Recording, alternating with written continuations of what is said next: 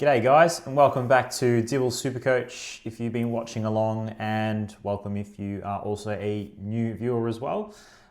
Just thought I'd spend the first little bit in this video just to have a few quick shout outs in the sense of anyone who's been engaging with the page, liking, subscribing so far, thank you so much. Obviously, if you look back at my original video a couple of months ago, it is something that I said that I wanted to do just for myself, treat this as a mini pre-season this year. And something that I always sort of wanted to do, or was keen to get involved in, and now I've done it and ripped the band-aid off. So thank you all to your support, guys. And just for those that are new to the channel or might be coming across this video, feel free to subscribe to my video. I feel like, I'm sitting here like, what's that movie? It's that guy saying, more please, more please. Like, I forgot what it's, some old movie. I feel a bit like that. Feel a little bit shameless to ask for that sort of engagement. But hey, having said that, if I want to grow the page, the more subscribers, the more people liking and commenting is always going to help the cause as well. Just getting amongst everything that is the SC community. So here's my YouTube page, which you probably clearly already on it if you come across my videos. So please subscribe, like, and comment. I really appreciate that. I am also on X as well, formerly known as Twitter, at DibblesSC AFL. So get amongst it. And yeah, engage with me as much as you like, and I'll engage back. Now, after that, let's get into the team. So this most recent round, I scored the 2-5-6-2. When I was looking around the leagues that I'm in about 10 classic leagues, I thought, oh, this is going to be a pretty strong score. I reckon for those active teams that are floating around, it's probably, on par, if I'm being honest, because look at my overall rank movement was up by only 794 spots. I'm at 15K, which has me in the top 8%. A lot of most scores I saw around the leagues were 2-4-5-0, 2-5. So yeah, I didn't create that much space between me and the people around me in that sort of similar rank, but that's okay. At least I didn't fall back, and happy with that. Not happy, but content, I guess, put it that way. In my classic wins, 5 out of 7, so minority there. Trades available, still 5 trades available. I'll get into my trade thoughts in a moment. But yeah, that's pretty much how I went in a snapshot last round. Let's get into the team, shall we? All right. I love a bit of confetti. I love a bit of confetti showers. Let's get into it. Put me on the top left. Let's go. Alrighty. I'll make this a little bit bigger. Helps with your guys' eyes and not straining. There we go. Okay. So let me undo changes because I might have flipped some people around since. Might just be a Whitfield. All right. So Naz, I traded in Naz, not this round, but the round previous. If you're watching along, I did go early on Sinclair to Naz. I thought that coming into, after round 16, going into round 17, that means I would have had 2 trades up my sleeve, and I knew it was going to go into Naz, so at least he didn't ping a calf before the game or anything like that. And, had the C on Naz as well, going again up against my Dons. Knew he was going to put them to the sword, and him and many of his teammates put us to the sword. I think it was Brad Hill got 40 touches. There might have been another Saints player. I think might have been Darcy Wilson. I'm trying to remember. Anyway, they all feasted, put it that way. Simply put. And Naz was just doing as he pleased. He almost pushed the Saints disposal record. I think it's 47 held by Mantegna and Jack Steven, the commentators were saying. So, probably long before we see a 50 disposal game against for Naz. And if he versed Essendon every week, he would only be, he'd literally get it the following week. But can't verse Essendon every week, unfortunately, for other teams and Naz. Whitfield, look, he was rocking and rolling in the first half. Unfortunately, had the concussion. Clearly going to be out next round. In this stage of the season with, it's round 18. I always do this. I do my fingers in terms of how many rounds are left. We've got 18, 19, 20, 21, 22, 23, 24. 7 rounds left. Yep, I'm not going to recount that. I think that's right. I'm not going to trade Whitfield unless he's out for, they say it's a really, really serious concussion and he's out for 3 to 4, anything like that, which clearly I would hope not.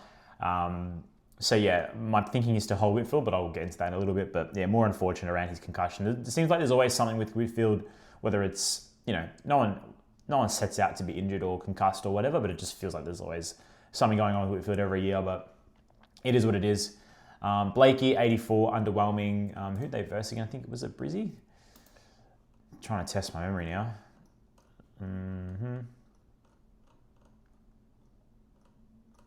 No, it wasn't Brizzy. It was the week before. Doggies. Underwhelming. Not to say least the number, but Doggy's meant to be good for rebounding defenders. So I don't know if there's anything like his role changed at all. I actually didn't catch this game, so I was away for this weekend, hence why I couldn't make the live with Nemo the other day. But yeah, was there any issues on Blakey? Yeah, let me know. Not that I can trade him out anyway, but I didn't watch it, so I'd be keen to understand why he scored only the 84 against the Doggies at the SCG as well. Yeah, let me know in the comments. Clarkey, 96, a couple of good weeks from Clarkey, so happy with that. Houston, back to reality, mate. You can't verse Richmond every week. That's just what I expect from Houston. I expect 60s, 80s, 70s with the odd 100, 110 against some weaker opponents, and we're just going to ride that for the season. Unfortunately, not worth trading out at this stage of the season. Hawker Hahn, 73, mate. This dude is killing it. 39.8k up, break even at 30. So he'll get to 300. Speaking of getting to 300, Edwards, this was a good hold in the end. He keeps churning out some cash. Now, eventually, I'll get into my trade plans in a little bit, but I think my thinking this week is not to trade. Now, that could easily change.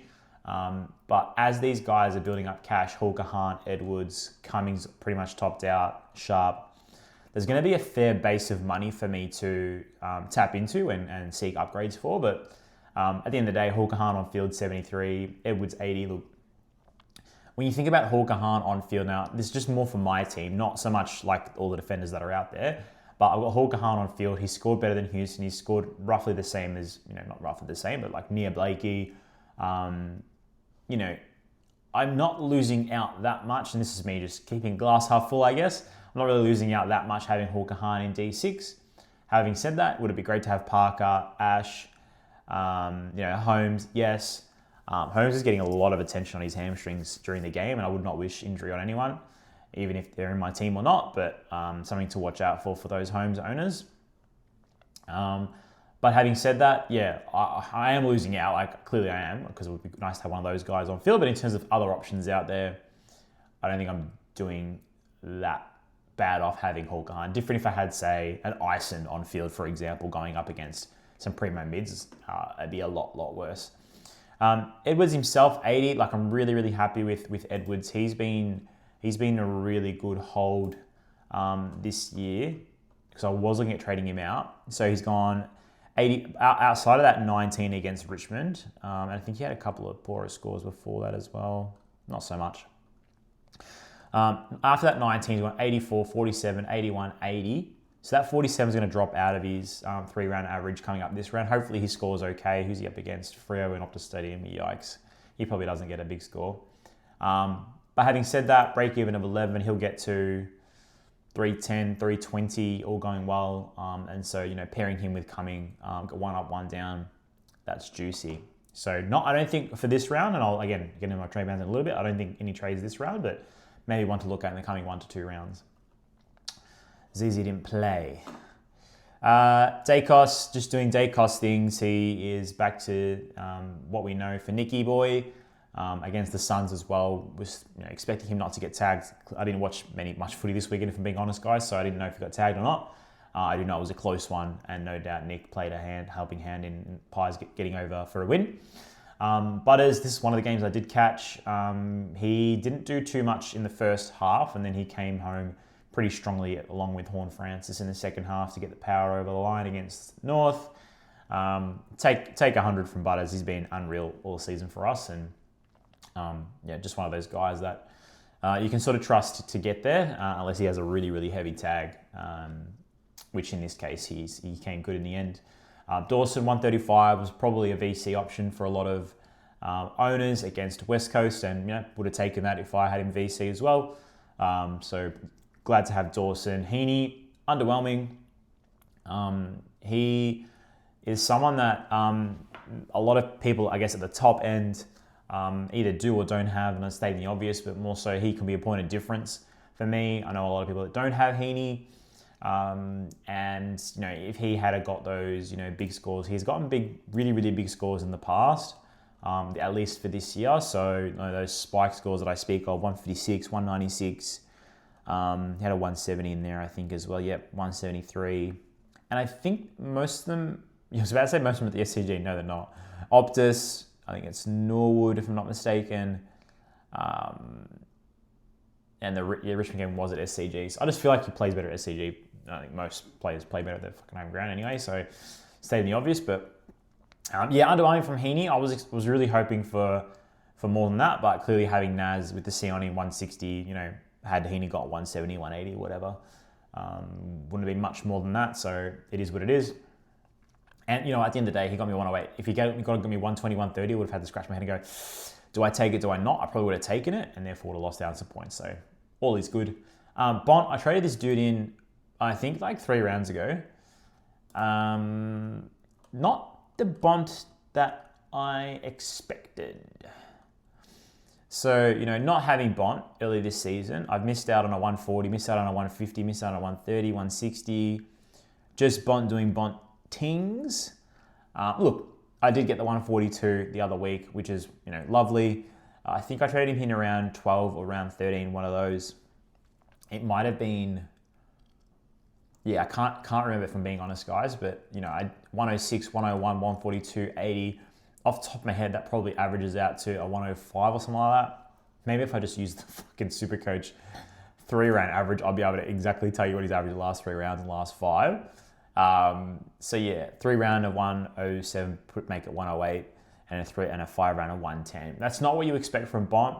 Bont, you're expecting 120, 125, 130 on his best days. Underwhelming from Bont, and I could have got him cheaper as well, I think, but not that much cheaper. I think I got him at like 580, 590 from memory. Finn is just scraping to 100s. If I had my time again, obviously would not have traded in Finn. I don't know why he's scored so poorly from a SuperCoach perspective. Yeah, it's an interesting one. Like he's scoring like he's scoring good as like Luke Parker, say. Like Luke Parker's doing better than him, Ash doing better than him. I would love to put another person here in his midfield slot. Probably the stating the obvious ones are Bailey Smith, even Holmes.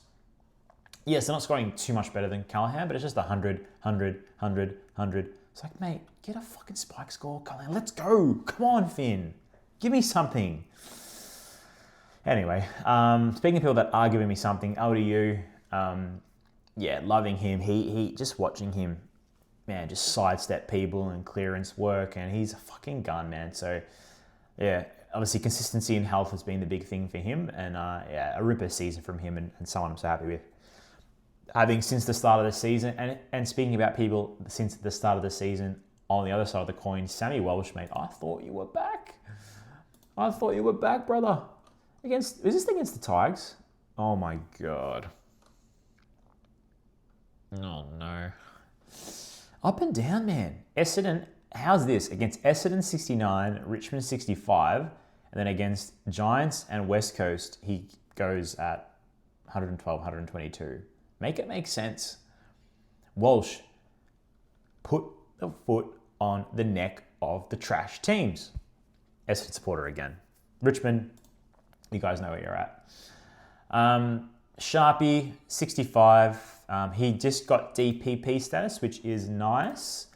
That helps with a little bit of flexibility, So Sharpie, let's say someone goes down in my forward line. I can go him with my current squad, I guess. Sharpie down here. Bang. Oh, clicked his name. Sharpie here. Do a bit of work there. Sharpie back here, Romo. Oh shit, I'm fucking clicking around on everything at the moment. No, let me get out of that. Oh, sorry guys, fat fingers. Anyway, the point I was trying to make is a bit of more flexibility, especially with trades as well. Let me undo those changes. But yeah, just nice to have a little bit more flexibility. That's really the key message there. Can't ever hurt to have more DVP in your team. And Sharp's going up nicely from a cash perspective. 20 more K this round, break even at 30, can slowly increase. I think, the Bombers where we're at, just fucking play him in the midfield. Literally give him 70-80% CBAs. Like, what is there to gain from this season?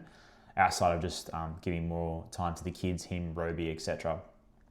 And leave Durham in the midfield as well. What a fucking gun. Okay, Ison, just doing Ison things. He'll stay in my team for the rest of the season and just kick it on the bench. Banfield did not play. Gorney, 165. Did not expect this against the Hawks. I don't know what his history's been like against the Hawks. The game's dropped off, but yeah, unreal from him. And I did see a lot of people that did go VC him, so well done to you. And on the other side of the corner, I got Cherry just with his terrible roll. Just, I don't know, guys. Like, is this even worth trading? Is it even worth trading? I'll speak out my trades in a little bit, and I keep saying that, but yeah, it's like 152, 106, 70. It's like, what are you, bro? What are you? Are you 150? Are you 100? Or are you a 70? I don't know. I don't know what North are doing. I don't know. If the loss, hopefully, I don't know. Does the loss make them move Trembath out and just keep him forward? I don't know. There was some news about Cherry and his groins hurting him a couple of weeks ago, but he's had the week or two off now, I think, with the jaw. So, interesting one. Reed didn't play. She's 180. Far out. This guy is an absolute gun. I think I've said it in other videos. This guy is underrated. He does not get spoken about it enough. Yes, they lost, but he's only one person. He needs the rest of the team to come along with him. He's just so bloody good. And how's his 3-round? A 3-round of 169.3. Give this man his flowers. And in our forward line, no doubt. And 20% of teams don't have him. What are you guys doing? I'm sure it's dead teams, but wowee. And a genuine captain option every week. And for whatever reason, North tend to play predominantly on the Sunday. Is a nice one to fall into. So go that risky VC earlier in the week, and then go into Shees is always a nice one. But this run is crazy.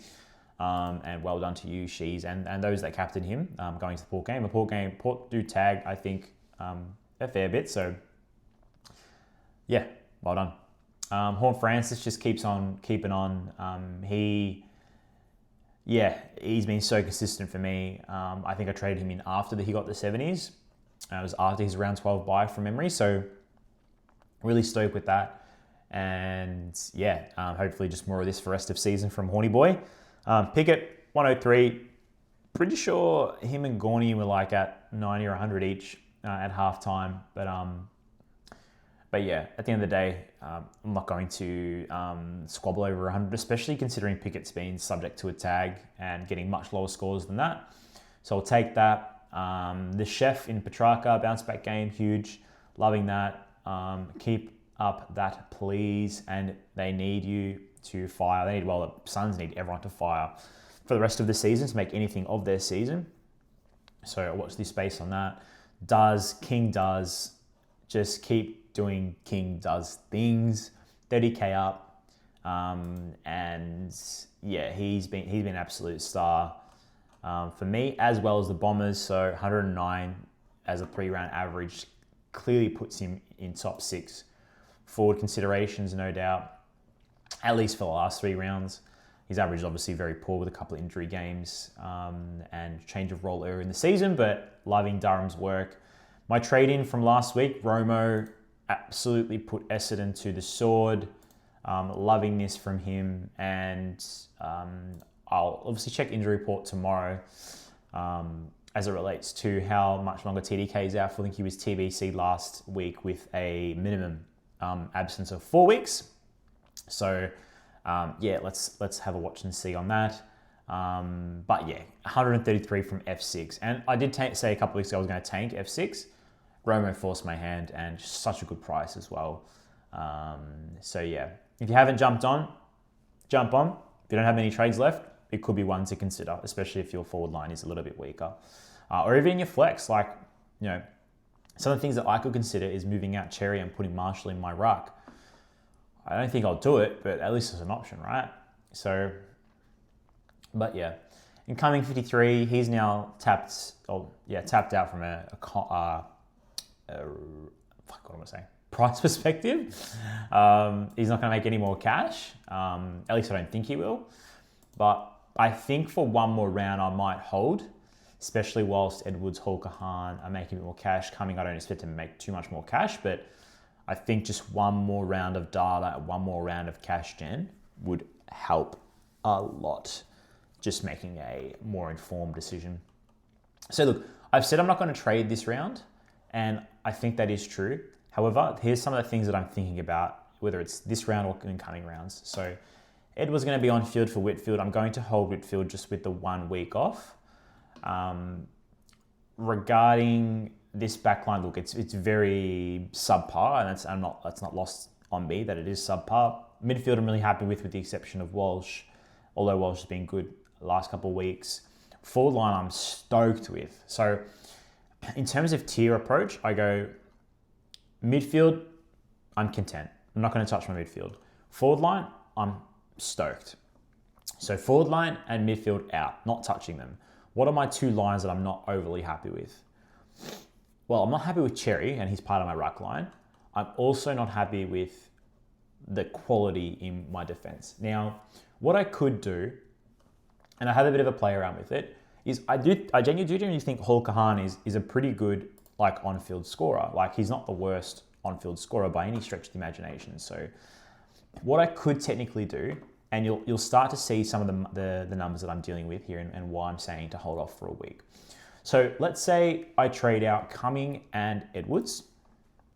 Granted, I'm not trading out Edwards this round, but let's just say. I then have a flex spot free and a D spot free. Now, Whitfield will come on field for... I've just popped into flex. Whitfield will come on field, so... Put him back here, sorry. So all I really want here is either a primo def, which is probably where I'm sort of sitting at. And I could put Sharpie in my flex just for a bit more flexibility and getting a better midfield rookie. So the midfield rookie that I'm looking at, albeit he's only played 1 game, is Oliver Franco, I think is his name. Absolute weapon. So let's say I get Franco in. And then in my defense, if I clear filters, you can see some of the people that I could potentially, let me go highest price, that I could potentially afford with a bit more money from Edwards. So I'm currently at 527. So let's say Edwards goes up by 20K, gives me roughly 547, I guess, using round numbers. Someone like I could target is, say, Lockie Ash. Lockie Ash has a break even of 130. He'll likely score pretty well this week with Whitfield out, but having him in my defense along with Whitfield and then Hall Kahan as my backup is something that I could certainly consider. Now, the only downfall with this is Sharpie goes onto my field. He's obviously not as strong as, say, a Cumming, although they scored roughly the same, let's be honest. Hopefully he gets more midfield clock. I could also go Franco. So let's just, I'm not going to trade in Ash because I clearly can't afford him. Let me just put in a placeholder just to show you an example. I could get Archie Roberts back. Tempting.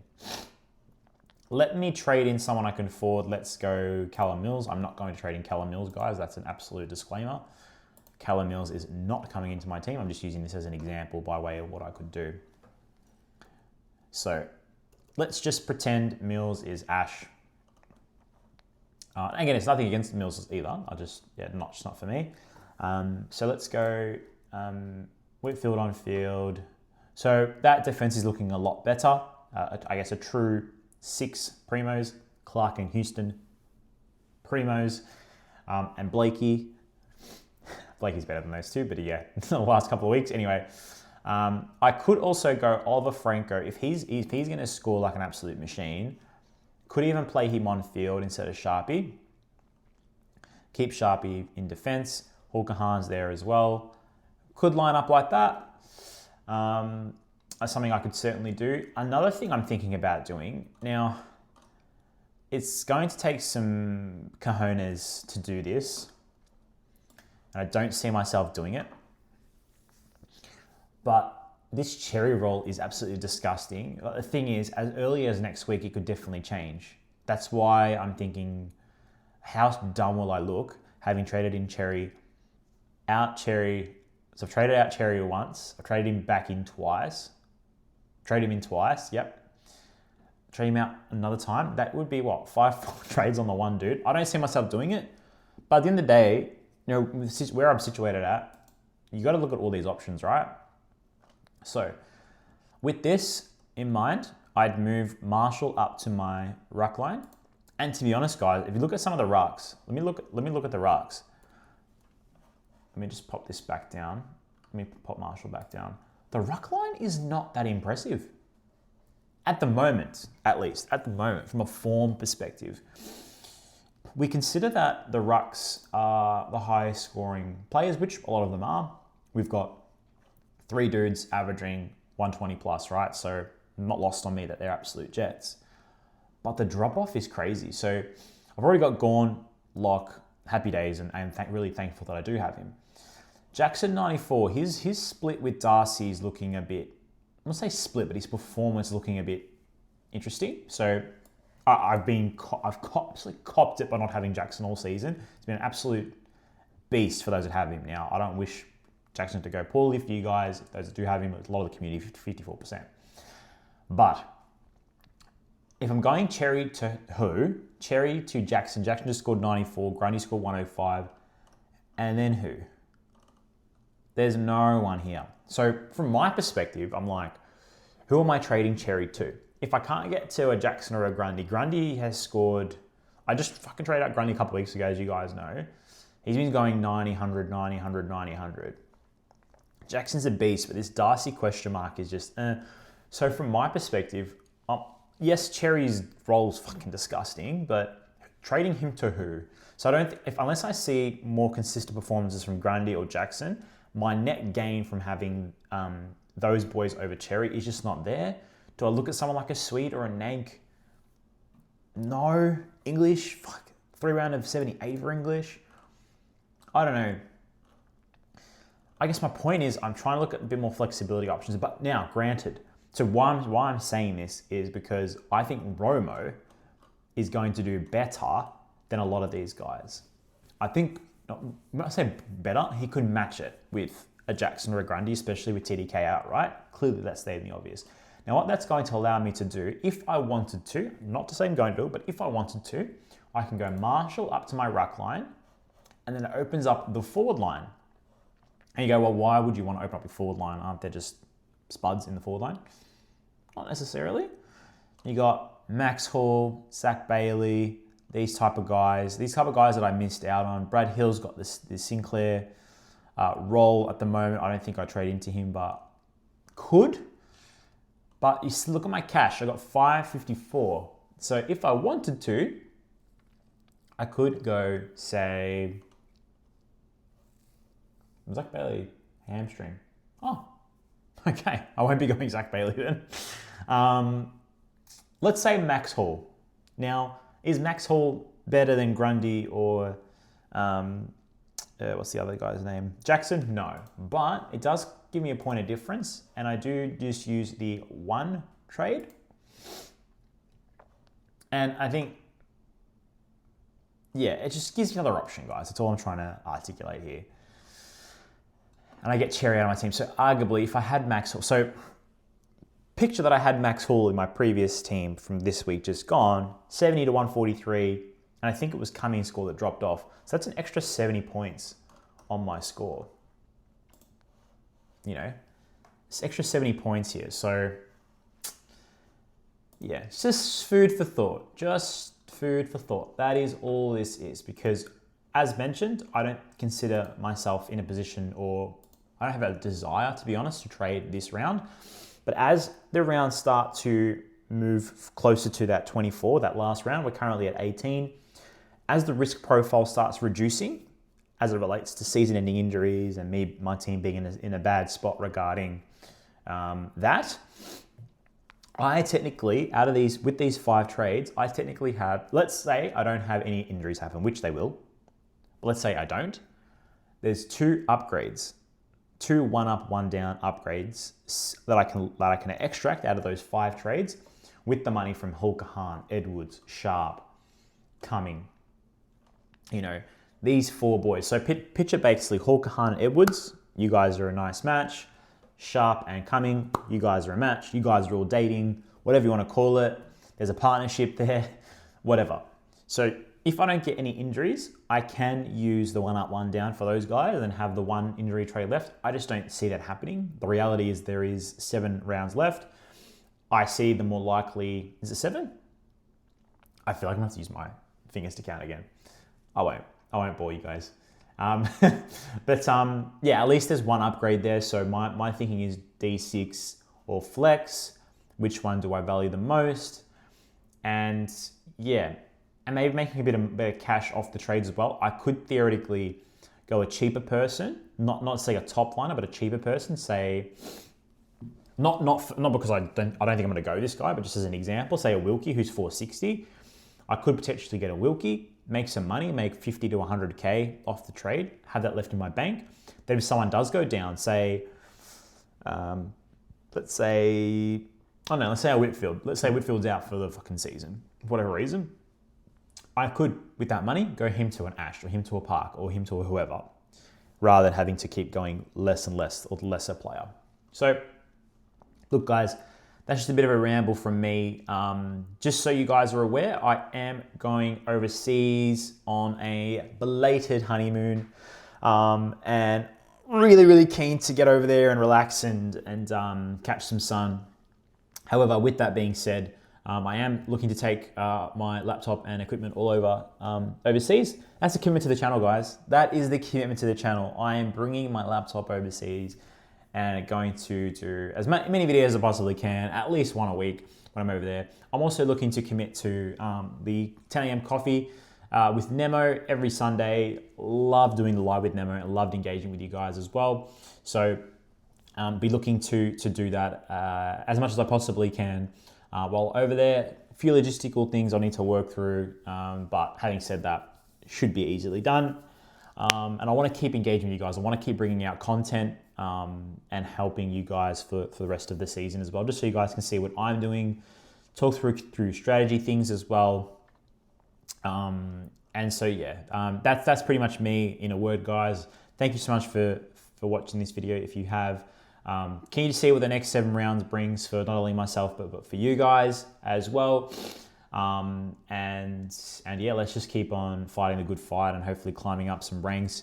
And shout out to my working relationship partner in Nemo. This dude is top 200. Get around him. He's smashing it. And yeah, I'm really looking forward to connecting to him to talk about his team as well. But I'll leave it there, guys. Thank you so much. Enjoy the rest of your week. Wish me safe travels.